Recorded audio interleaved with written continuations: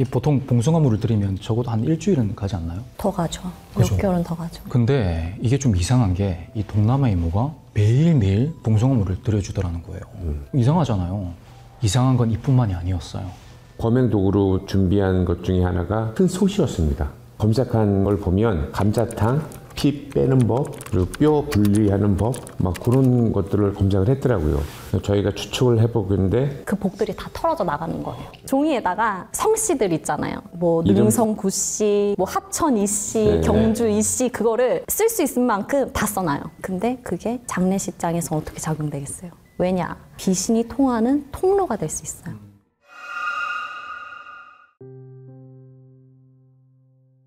안녕하세요. 괴담을 보다 시청자 여러분 반갑습니다. 공포라디오 0.4MHz 쌈무이 인사드립니다. 오늘도 현직에 계시는 전문가분들과 함께 괴담을 풀어보도록 하겠습니다. 특별 게스트이신 우리 혜령님을 모시겠습니다. 안녕하세요. 저는 벽사신당 천문사제 혜령이라고 합니다. 만나서 반갑습니다. 안녕하십니까. 괴담을 보다 갓파더 전지영입니다.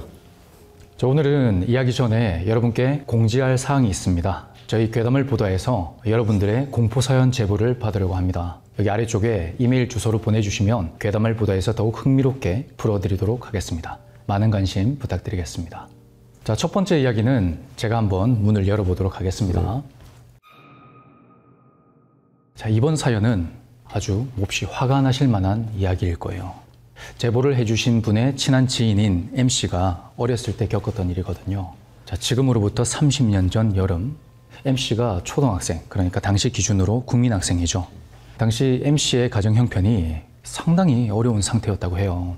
아버지는 빚을 지고 집을 나간 상태였고 외가 쪽이죠. 어머니의 친정 쪽에서도 딱히 뭐 도움을 요청할 만한 그런 게 없었어요. 왜냐하면 어머니가 이 M씨를 임신하셨을 때 결혼 전이었거든요. 뭐 요즘이야 혼전 임신하면 엄청 큰 혼수를 해오는구나 그러겠지만 그때 당시에는 그 집안이 좀 그랬나 봐요. 반대를 엄청 심하게 했대요. 아니 무슨 몸가짐을 그렇게 바르지 못하게 하냐. 그래서 그걸로 싸우다가 결국에는 절연을 했다고 합니다. 뭐 어머님이 어렵게나마 생계를 유지하긴 했는데 하필 M씨가 또 여름방학이 된 거예요. 학기 중에는 M씨가 학교에 가 있으니까 어머님이 마음 편하게 일을 할 수가 있었는데 이 여름방학이 되니까 M씨가 혼자 집에서 있어야 되잖아요. 그리고 그 당시에는 유괴 사건이 되게 많았습니다.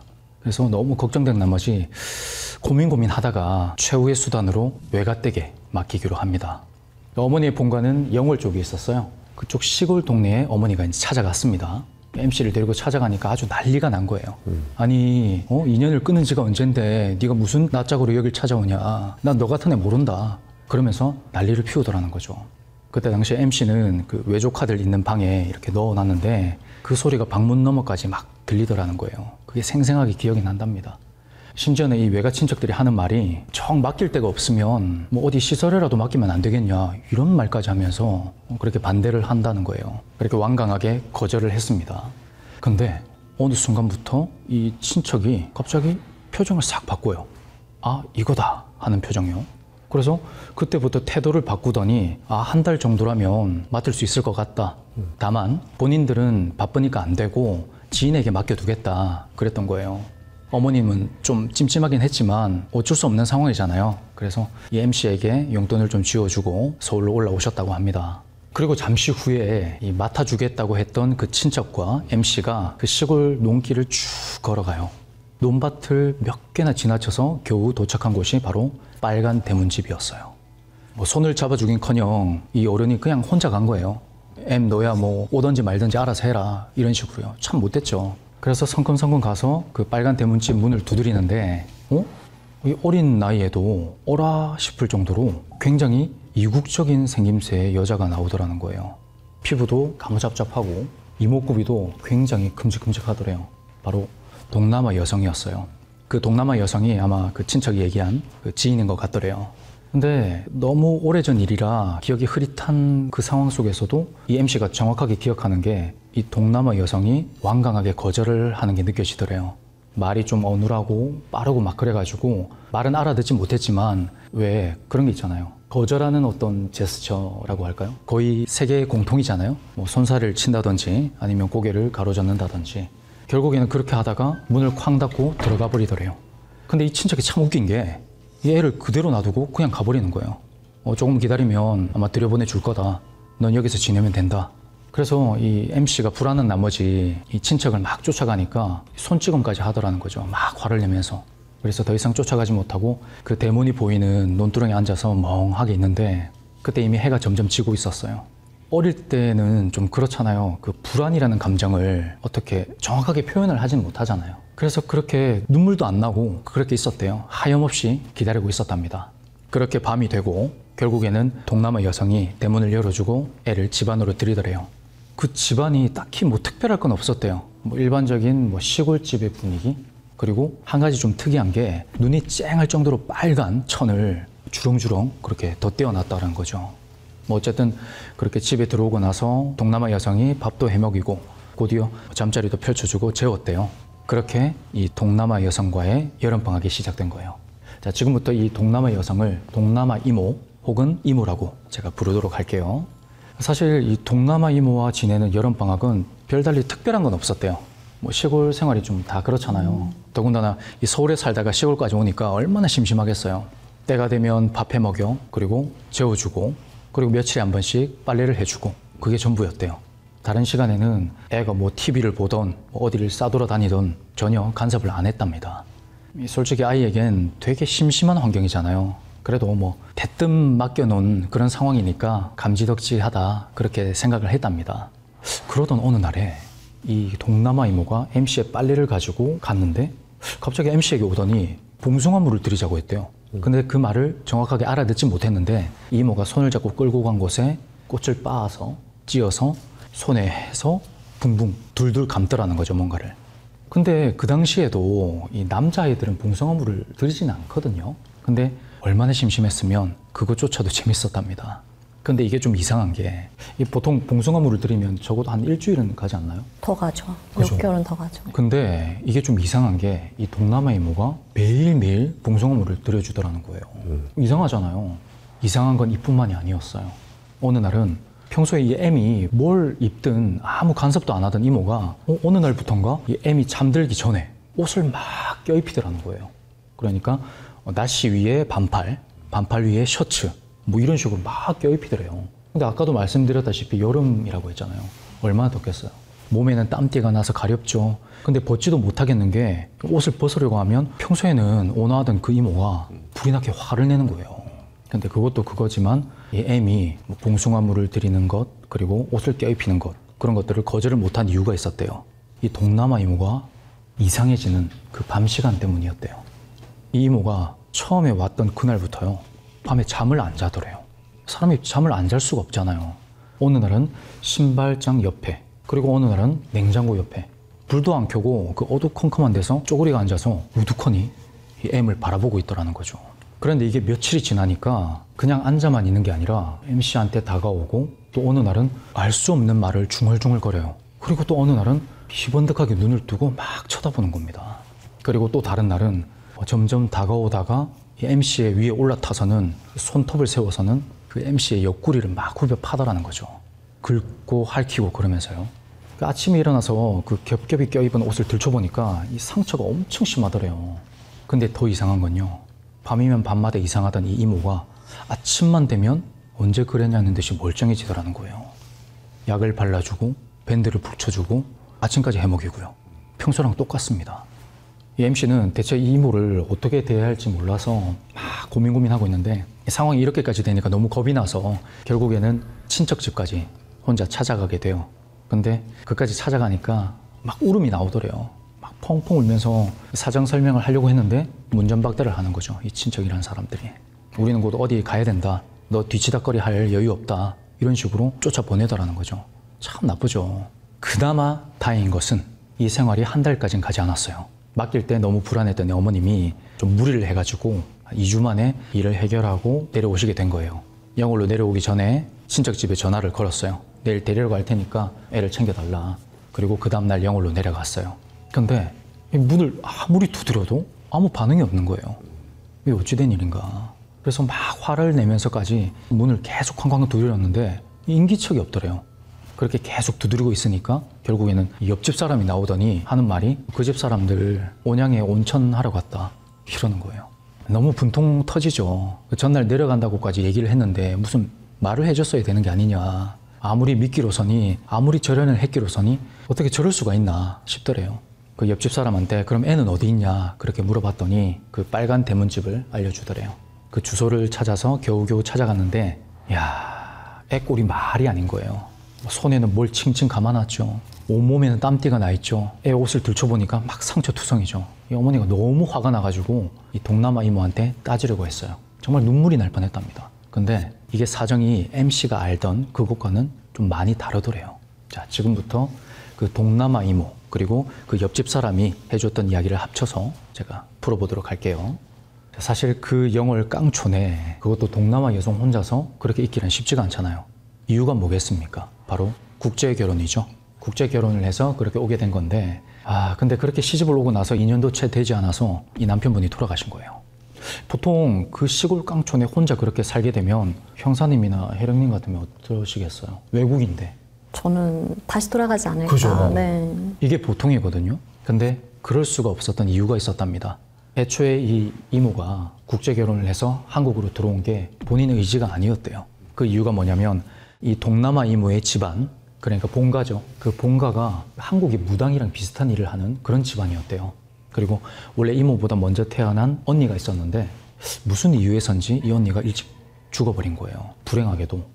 근데 그 뒤로 이 언니의 혼령이 이 동남아 이모한테 붙어버린 거래요. 보통 그 조상신이나 그 가족들이 붙었다 하면 수호령이라고 생각할 수가 있잖아요. 근데 그게 아니었대요. 이 동남아 이모의 주변 사람들 그리고 친한 사람들을 괴롭히고 해코지하는 악귀가 돼버린 거예요. 그리고 이걸 떼어낼 수도 없어가지고 이 가족들이 고민하다가 이 이모를 국제 결혼시켜서 물 건너 나라 밖으로 내쫓아버린 거죠. 남편이 2년도 안 돼서 죽은 것도 이 언니 때문이었대요. 그리고 애를 그렇게 괴롭힌 것도 언니가 했다. 이렇게 설명을 하더래요.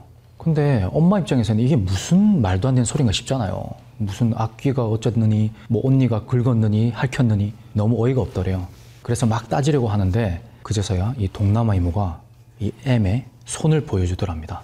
그 칭칭 감아놨던 걸 푸니까 그 봉숭아 물은 어디 간 데 없고 왜 피딱지 있잖아요. 피딱지가 손톱 밑에 가득 굳어가지고 있더래요. 그리고 몇 개의 손톱은 깨지고 뒤집어져 있을 거예요. 그러니까 이 MC를 괴롭히던 동남아 이모는 그 이모가 아니라 언니의 악령의 시인 그 MC 본인이었던 거예요. 이 동남아 이모 입장에서는 애가 밤마다 그런 식으로 막 본인 살을 막 긁고 핥히고 이러니까 어떻게 해서든지 이걸 막아야 되겠다는 생각으로 그렇게 껴입히고 했던 거죠. 그리고 봉숭아물을 드린 것도 실제로 봉숭아물을 드린 게 아니라 피가 그렇게 착각하게끔 애가 충격받을까봐 봉숭아물을 드리는 척 하면서 붕대를 감아놨던 거죠. 이 얘기를 듣고 어머님이 기가 질린 거예요. 그래서 넋이 빠져서 멍하게 있으니까 이 동남아 이모가 이러더래요. 정 못 믿으시겠으면 하룻밤만 한번 같이 지내보시라고 여기서. 그러면 무슨 꼴 나는지 한번 보자고요. 당연히 어머니는 겁이 나서 M을 데리고 그 집을 빠져나왔고요. 그리고 다행히도 집에 돌아오고 나서는 그런 이상한 일들이 없었대요. 몸의 상처도 금방 사라졌고요. 근데 그때 몸에 생긴 상처 있잖아요. 핥혔던 상처. 그게 아직까지도 조금은 남아있다고 합니다.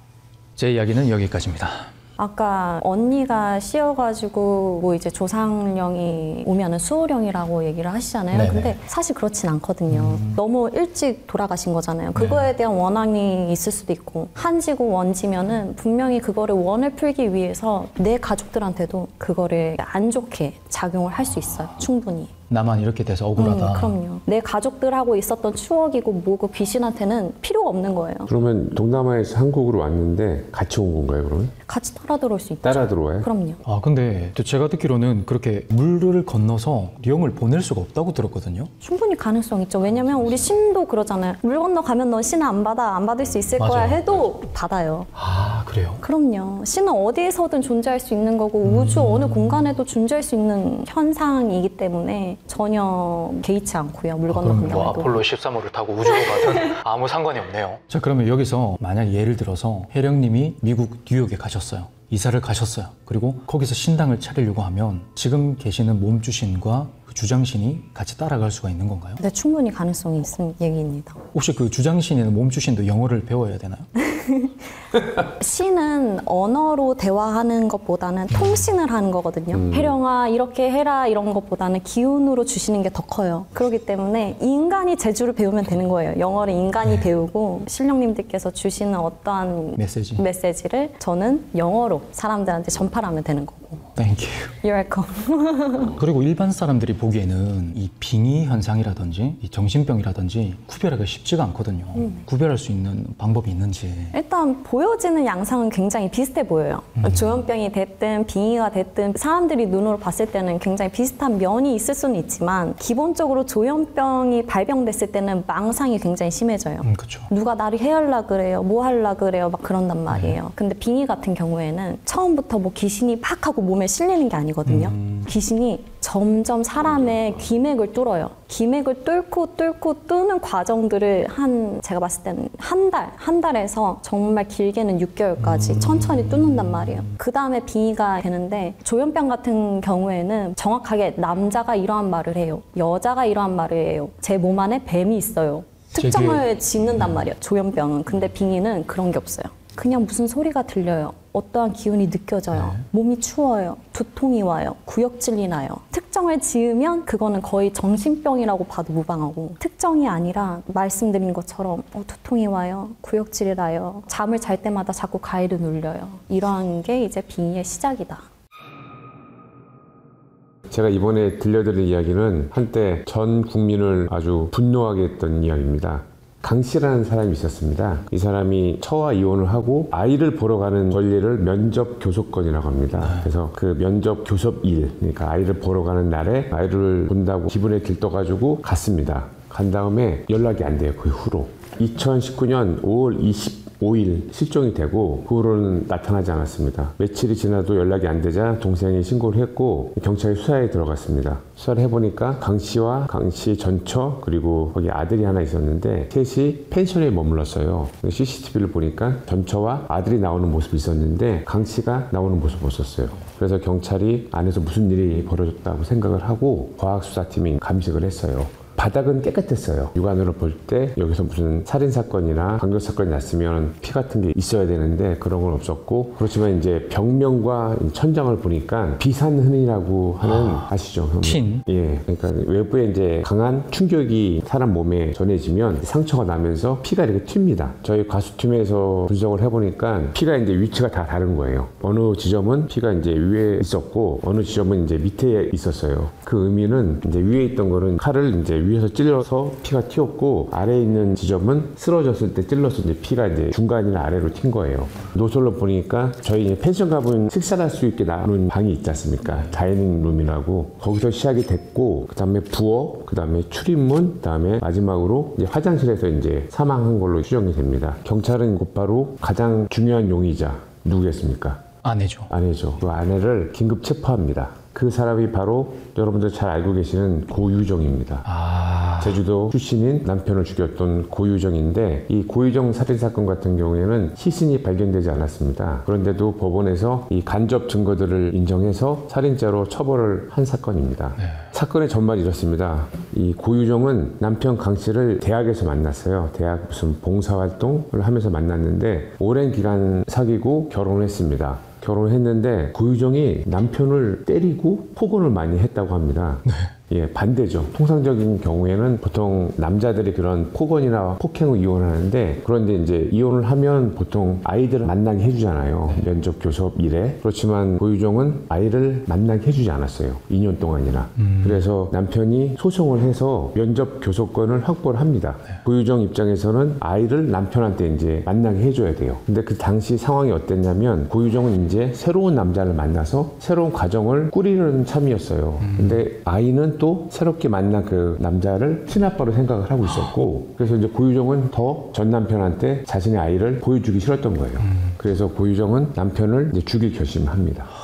일반적인 사람 같은 경우에는 아이를 만나게 해주면 되잖아요. 네. 근데 고유정은 결국 이제 죽일 생각을 합니다. 고유정은 모든 일을 자기 중심적으로 생각을 했고, 그리고 그렇게 되지 않았을 경우에는 엄청나게 화를 내고 분노를 표출하고 막무가내식으로 행동을 했다고 합니다. 이런 것들을 전문가들은 사이코패스와는 다른 자기 애성 성격 장애라고 합니다.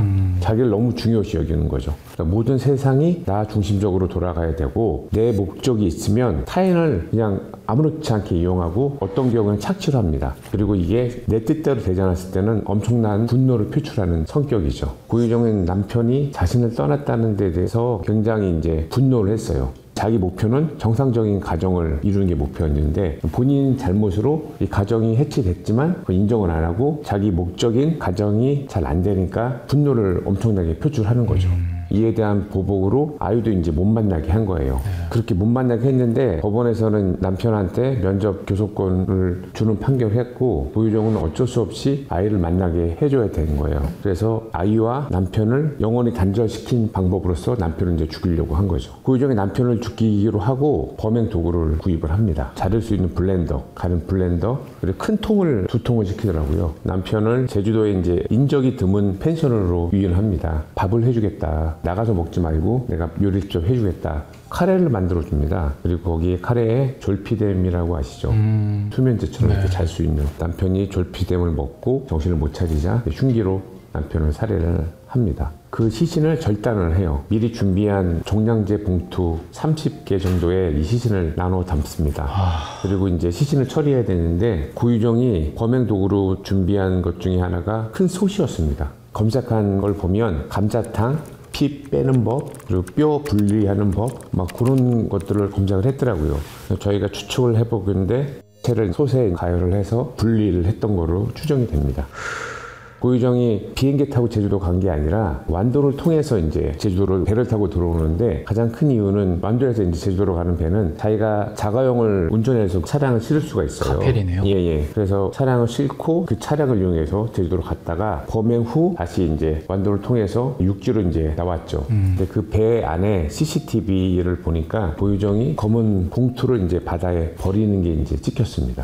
한 7, 8개라고 하는데, 그러니까 일부는 완도행 배에서 버렸고, 나머지 시신 자리는 김포에 고유정 아버지의 집이 있습니다. 거기서 어떤 식으로 처리를 한 것으로 보여집니다. 경찰이 고유정 진술에 따라서 시신을 수색을 했지만 찾지는 못했습니다. 고유정이 남편을 살해하고 자기 깐에는 거길 깨끗이 청소를 했습니다. 바닥하고 화장실, 여러 군데서 청소를 했지만 결국에는 그 혈흔이라는 게 저희가 보지 못하는 1mm, 2mm 정도의 아주 작은 혈흔이 남겨서 이제 꼴이 잡힌 거거든요. 그리고 또 경찰의 이제 과학수사의 기법 중에 하나가 루미놀 시럼이라는 게 있습니다. 치약을 뿌리고 불을 끄게 되면 혈흔이 남아있는 데서는 이게 형광색으로 빛나요.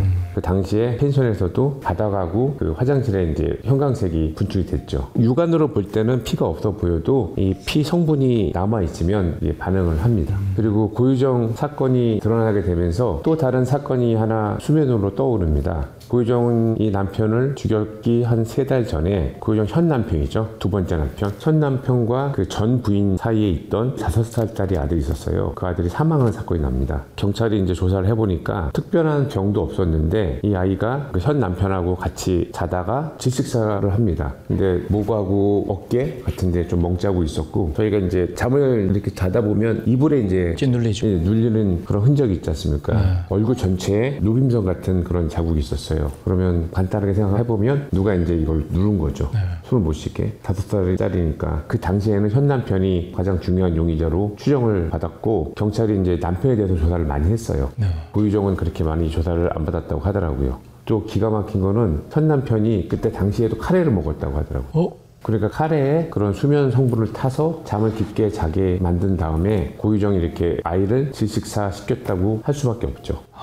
그런데 그 당시에는 고유정이 주요 용의자가 아니었기 때문에 수사가 아주 현 남편에 좀 포커스가 맞춰 있었어요. 정황상 고유정이 범행한 게 맞다고 저희는 다 생각하는데 법원에서는 거기에 대해서 유죄는 나오지 않았습니다. 안 나왔나요? 예, 정확한 증거가 없으니까 초기에 증거들을 확보했어야 되는데 수면 성분 같은 것도 확보를 못한 것 같고 2호죄는 살인죄로 판결이 나지는 않았습니다.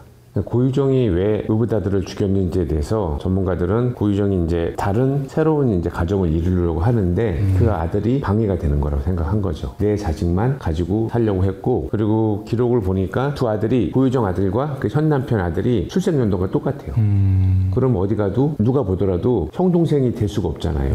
그러면 두 가정이 합친 것밖에 안 되는 거 아니에요. 근데 고유정은 그렇게 얘기를 하고 다녔대요. 형 동생이라고. 태어난 해가 똑같지만. 그러니까 고유정이 그런 현 남편이 있는 자식을 없애고 자기만의 이제 화목한 가정을 이루려고 했던 거죠. 소름 끼치는 것 중에 하나가, 고유정이 전 남편을 살해하기 위해서 흉기하고 청소용품을 마트에서 샀어요. 근데 사면서 포인트 적립까지 받았다고 하더라고요. 와. 그리고 이제 남편을 이렇게 죽이고 남는 용품이 있었어요. 그러니까 쓰지 않은 표백제 같은 것도 다시 환불을 해서 다시 돈으로 받았다고 합니다. 정말 극악무도하고 뻔뻔한 살인자였는데 현재 무기징역 받고 복역 중에 있습니다. 재판 때도 고유정은 이게 자기가 의도한 범행이 아니라 우발적으로 전 남편이 자신의 성폭행을 하려고 했는데 우발적으로 일어난 것이라고 주장을 했지만 재판부에서는 받아들이지 않았고요. 그리고 저는 좀 개인적으로 안타깝게 생각되는 게, 물론 고유정이 무기징역 받았지만 두 번째 남편의 아들을 죽인 거에 대해서 죄를 묻지 못한 게 굉장히 안타깝습니다. 그렇죠. 예. 그때 강 씨가 자기 아들을 보러 그렇게 찾아갈 때 막 신나게 막 노래 틀고 가던 그 블랙박스 영상을 제가 본 적이 있거든요. 예, 저도 봤습니다. 야, 그거 보니 진짜 눈물이 나더라고요. 얼마나 기뻤을까, 얼마나 기대하고 그렇게 가는 길이었을까 했는데 결국에는 평생 돌아오지 못하는 그런 길이 돼버렸네요. 2년 만에 보는 아들이라서 너무 좋아했다고 하더라고요. 진짜 천벌을 받아야 되겠습니다. 저도 이거 고유정 사건을 접했을 때 굉장히 좀 충격을 많이 받고 그랬었는데, 돌아가신 분께서는 졸피뎀을 드시고 이제 주무시는 상황에서 돌아가셨잖아요. 저는 항상 그럴 때마다 그런 생각해요. 아무래도 무당이다 보니까 저분들은 자기가 돌아가신 걸 알까? 아무래도 그렇게 돌아가신 분들은, 갑작스럽게 돌아가신 분들은 인지를 못 하거든요. 그게 좀 많이 저한테는 무당으로서 그게 한이거든요. 그분들한테. 그래서 더 이상 뭐 이런 사건들이 많이 없었으면 좋겠다는 바람이 있습니다. 사건을 제가 뭐 직접 처리한 건 아니지만 저도 이제 언론이나 무슨 자료 같은 걸로 접하는데, 한번 접하게 되면 사실 심리적으로 되게 불안정해져요, 사람 자체가. 저도 그래요. 피해자는 물론 가족들은 엄청난 충격이지만 다른 사람한테도 엄청나게 심리적으로 충격을 주는 것 같아요. 경찰인 저도 그러는데 일반 국민들은 오죽 더 하겠습니까? 그 시신 처리 방식이 너무 충격적이라서. 혜령님, 오늘 이 코너는 한국의 전통 무속 신앙과 미신이 있지 않습니까? 그 중에 일반인들에게 유명한 그런 이야기들로 팩트체크를 한번 해보는 시간을 가지도록 할게요. 장례식장에서 거울을 무조건 가리는 이유. 신당에서도 명두를 올리잖아요. 명두는 거울이거든요. 왜 올리냐? 그거는 신이 통하는 공간을 만드는 거야. 그러니까 신의 통로죠. 우리의 이 신당을 비추면서 하늘에 올리는 거예요. 우리의 모습을. 근데 그게 장례식장에서 어떻게 작용되겠어요? 귀신이 통하는 통로가 될 수 있어요. 그렇게 음의 기운이 강한 곳에서 돌아가신 분들이 많잖아요. 그 자리에서 돌아가신 분들도 많고, 물론 원지고 한지고 그런 분들도 많을 거고, 그리고 거기에는 또 잡기들도 많을 거예요. 왜냐? 먹을 게 있거든요. 나를 위해 차린 게 아니지만 옆에서 같이 먹으려고 따라 들어오는 잡기들이 많아요. 그렇기 때문에 거울을 가린 이유는 정말 간단해요. 그러한 영가들의 침범을 받지 않기 위해서. 거울을 잘못 보면은 그 거울에 어떠한 통로가 열려서 내 혼이 그쪽으로 깔려갈 수도 있어요. 그렇게 되면 어떻게 되겠어요? 우리 영혼은 세 개의 영혼이 있거든요. 중요한 게. 그 혼은 나를 제어하는 혼이에요. 나의 에고, 그거를 제어하는 혼인데, 그게 끌려가게 되면은 쉽게 얘기해서 조현병, 정신병이 올 수 있는 요소가 될 수 있어요. 정신을 놔버린다 할 때. 혼이 빨려간다, 뭐 혼이 놀랬다, 뭐 혼이 달아났다, 막 이런 얘기를 많이 하잖아요. 그게 그러한 이치거든요. 거울을 가리는 이유는 그러한 이유다. 그러면 추가 질문이, 장례식장에 갔다가 자신의 손거울이라든지 자기도 모르게 거울을 보게 됐어요. 그러면 어떻게? 여기서 제일 중요한 거는 자기의 의식이거든요. 우리 의식은 어떠한 것들을 끌어당길 수도 있는 힘이 있고, 어떠한 것을 차단하고 내보낼 수 있는 힘을 가지고 있어요. 장례식장 가가지고 봤는데 나 귀신 따라붙는 거 아니야? 이런 의식을 하는 순간 정말 그러한 기운이 들어올 수 있기 때문에 거울을 봤더라도 난 그냥 거울 본 거야. 나의 모습을 단정하게 하기 위해서 그냥 본 것뿐이다 라는 의식을 세우고 본다고 하면은 아무런 탈이 없습니다. 저도 궁금한 게 있는데 밤에 휘파람 불지 말라고 하잖아요. 어렸을 때. 네. 그걸 왜 그럴까요? 무당들이 휘파람을 불 때 신령님을 청해요. 휘파람을 통해서. 아, 불러드리는. 네, 불러드려요. 아. 근데 이제 일반인들이 휘파람을 불게 되면은 그 주파가 공교롭게도 귀신하고 맞을 수 있어요. 그래서 밤에 휘파람을 불지 마라. 왜냐? 귀신 침범이 올 수 있으니까. 그리고 뱀 소리하고도 비슷하거든요. 그 주파가. 그래서 밤에 휘파람을 불면 귀신 나와, 뱀 나와 이러한 이유. 그런 데서 나오는 거죠. 또 예전에 보면은 그 어머니들이 문지방 밟지 마라. 요즘에는 가중팔신을 위하지 않잖아요. 뭐죠 그게? 가중팔신이라고 하면 우리 집 터에 중요한 우리를 지켜줄 수 있는 신령님들인데 성주부터 조왕 측신들 이러한 분들이 우리를 지켜주시는 원래 집안의 신령님들이란 말이에요. 이 집안에서 중요한 분들은 조왕도 중요하고 성주도 중요해요. 성주라고 하면은 대청마루를 의미하는 거거든요. 기둥. 그래서 아버지를 대주라 칭하고 대주는 성주라 칭해요. 그 집안의 기둥이기 때문에. 근데 이제 성주님이 그 문지방하고 이어져 있어요. 그러니까 신령님을 밟고 지나가는 거나 마찬가지다. 그래서 문지방을 밟지 말아라. 그래서 아예 없애버렸네요 요즘. 요즘 없어. 요즘에는 아니하니까 모르니까 그런 것들이 이제 중요시하지 않게 되는 거죠. 요즘에 이제 봄이잖아요. 네. 이사 많이 하잖아요. 그쵸. 이사할 때 항상 따지는 게 뭐 손 없는 날. 이 손인가요? 손해죠, 손해? 손은 귀신을 칭해요. 아, 그래요? 귀신의 이름이 손이에요. 그래요? 네, 옛날에는 손이라고 많이 손님? 칭했다고 하더라고요. 네. 손이 없는 날이라고 칭하는 거는 귀신이 움직이지 않는 날. 그럴 때 이제 이사를 하게 되면 귀신의 침범이 없고 귀신이 따라붙을 일이 없고 탈이 없다 해가지고 그렇게 손 없는 날을 꼽아가지고 이사를 하는 거예요. 지정이 돼 있는 거예요? 날짜가? 네, 있어요. 그달마다 손 없는 날이 정해져 있어요. 검색하면 나옵니다. 네. 매년 똑같은 거예요? 아니면 매년 바뀌어요? 바뀔 수 있죠, 날짜는. 그때 이제 이사를 한다거나 물건을 내보내거나 물건을 드릴 때도 손 없는 날에 하시는 게 제일 좋아요. 근데 그런 거를 요즘 사람들은 잘 모르니까. 그리고 꼭 손 없는 날이 좋은 날이에요? 그것도 아니에요. 왜냐? 우리 개개인마다 사주가 다 다르잖아요. 날마다 나한테 생기복덕 되는 날들이 있어요. 어떤 날은 뭐 생하는 날이 있고 어떤 날은 뭐 나쁜 날이 있을 거잖아요. 근데 손 없는 날에 하필 나한테 충이 되거나 파가 되는 날이에요. 뭐 안 좋다는 의미겠죠? 안 좋다는 거죠. 그래서 제일 중요한 거는 기둥하복을 점지를 받아가지고 날짜가 언제 좋을까요? 묻는 게 제일 좋아요. 이사를 하다가 정말 갑작스럽게 돌아가신 분들도 많고요. 다치거나 갑자기 막 가족들하고 너무 사이가 안 좋아. 이유 없이. 그런 분들도 굉장히 많았어요. 이사를 하고 나서 시름시름 알아요 이런 분들도 많이 오셨고요. 보통 그런 말 있잖아요. 이름을 개명하게 되면 운명이 바뀐다. 이름이 왜 바꾸라고 하면요. 네. 저는 역학자는 아니지만 사주를 풀어보면은 우리 오행이 나와요. 화수목금 토 오행이라는 게 나오잖아요. 근데 어떤 거는 비어있고 어떤 분들은 다 있을 수도 있지만 비어져 있는 거를 채울 수 있는 유일한 방법이 이름이에요. 이름 개명하는 거. 부족한 거를 채우라고 개명을 하는 거예요. 미국 사람도 이름을 바꿔야 되나요? 미국 사람은 근데 무슨 생각이 들어가지고. 이름은 한자 획수로도 개명을 하기 때문에 아무래도 미국 분들은 한자를 쓰지 않기 때문에 그 점은 어려울 수도 있습니다. 아니면 한국 이름을 지어주든지. 뭐 스미스 워터, 뭐 바이오 뭐 이런 건 없으니까 그죠? 요즘에 개명이 예전보다 쉬워졌잖아요. 맞아요. 그래서 간혹 자기 이제 범죄가 많은 사람들이 좀 숨기려고 하는 경우도 있을 수 있습니다.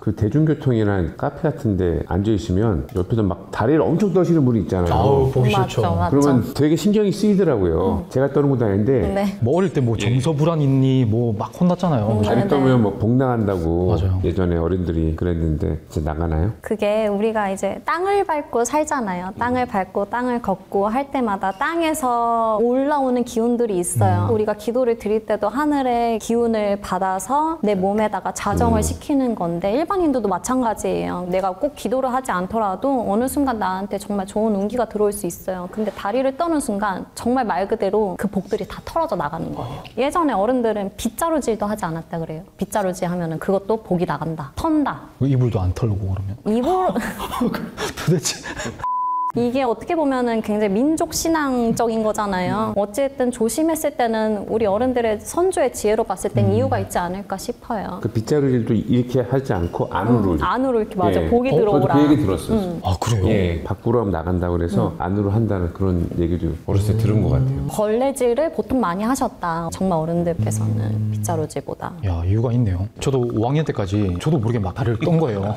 어머니한테 되게 많이 혼났거든요. 그때 다행히 고쳤어요. 정말 다행이라는 아닌가라는 생각이 듭니다. 어른들이 막 그렇게 다리 떠는 게 영... 막 부산스럽다 막 그러잖아요. 정신이 없어요. 막 파장을 일으키고 막 그러면은 그것들이 다 그냥 흩어질 수밖에 네. 없어요. 특히 시험 볼 때 다리 떨면은 옆에 다리 떨면 신경 쓰여가지고 너무 힘들어요. 이런 얘기도 들어봤어요. 집을 내놨어요. 팔려고. 근데 집이 너무 안 나가면 장사가 잘 되는 가게에 가위를 받아서 신발장 안에 거꾸로 걸어둬라. 뭐 그런 말이 있는데 이게 네. 맞나요? 그 의미는 그런 거죠. 잘 되는 집의 운수를 내가 빌려오는 거고 왜 하필 가위이냐? 그거는 그 인연을 빨리 끊어낼 수 있는 도구잖아요. 어떤 끊어낸다. 나쁜 운을. 이 집하고 인연을 끊어낸다. 아. 근데 왜 하필 신발장인지. 근데 그게 원래 신발장뿐만이 아니거든요. 네. 신발장에 해도 되고 혹은 부엌에다 걸어놔도 돼요. 문에 걸어놓지 않나요? 문에. 문에다가도 해도 예. 되고 현관 문에다가 해도 돼요. 예. 그 위치는 어쨌든 신발장에 한해서만 있는 거는 아니다. 그러면 왜 하필 거꾸로 걸어둬야 될까요? 근데 제가 이게 진짜 의문인 게 네. 뭐가 거꾸로예요? 이게 그러니까 의미가 크게는 예, 없거든요. 그게. 여기 가위 이렇게 손잡이가 이렇게 있잖아요. 네. 근데 이거를 걸기 위한 맞아. 이렇게 못 걸으려면 거니까 거꾸로 해야 되기 때문에 걸 수가 없으니까. 예, 걸 수가 그럼요. 없어. 걸어야 되기 때문에 손잡이 부분이 위로 향할 수밖에 없다. 딱히 의미가 아무것도 의미는 없네요. 크게는 없습니다. 그러면 추가 질문인데 그 가위를 빌려온 가게 있잖아요. 장사가 잘 된다던 그 가게. 그렇게 가위를 빌려주고 나면 운수가 꺾인다거나 그러진 않죠. 이미 그분들은 운을 많이 받은 거예요. 빌려줬다고 해서 큰 탈은 나지 않고요. 단지 정말 뭐 잘 되는 분들의 운기를 빌려왔으면 좋겠다 하는 그런 바람들 때문에 이러한 설들이 생긴 것 같아요. 이 얘기도 해드리고 싶었어요. 우리가 가위뿐만이 아니라 좋은 방법 중에 또 하나가 종이에다가 성씨들 있잖아요. 뭐 이름? 능성 구씨, 뭐 하천 이씨, 네. 경주 이씨 그거를 쓸 수 있을 만큼 다 써놔요. 프린트하면 안 되나요? 프린트북 그래도 수기로 쓰는 그 정성이 있으면 좋으니까 네네. 수기로 다 써놔요. 그러고 신발장에다 놓으면 돼요. 그 의미는 아무나 와라. 그 중에 아무나 와가지고 빨리 이게 매매가 되라. 그런 비방법도 있습니다. 자, 오늘 괴담을 보다 다들 어떠셨는지 궁금하네요. 우리 혜령님한테 저희가 알고 있던 미신들이 어떻게 생겨났는지 알게 돼서 되게 좋았던 것 같습니다. 맞습니다. 혜령님은 어떠셨나요? 저 오늘 첫 출연이잖아요. 그래서 좀 많이 떨리기도 했고 긴장도 많이 했는데 네. 그래도 재밌게 잘 풀어간 것 같고요. 더 많은 이야기들이 있는데 그거를 이제 많이 못 풀어드려가지고 아쉬운 점도 있고. 다 풀면은 답이 못 나옵니다. 그러니까요. 그래서 조금씩 풀게요. 다음 시간에 또 풀어주시면 되니까요. 네. 자, 여러분 처음에 말씀드렸다시피 저희 괴담을 보다에서는 사연을 모집을 하려고 합니다. 자, 아래 보이시는 이메일 주소로 사연을 보내주시면 여러분들의 그 귀한 사연을 아주 오싹하고 무섭게 풀어드리도록 하겠습니다. 오늘 괴담을 보다는 여기까지입니다. 감사합니다. 감사합니다. 감사합니다.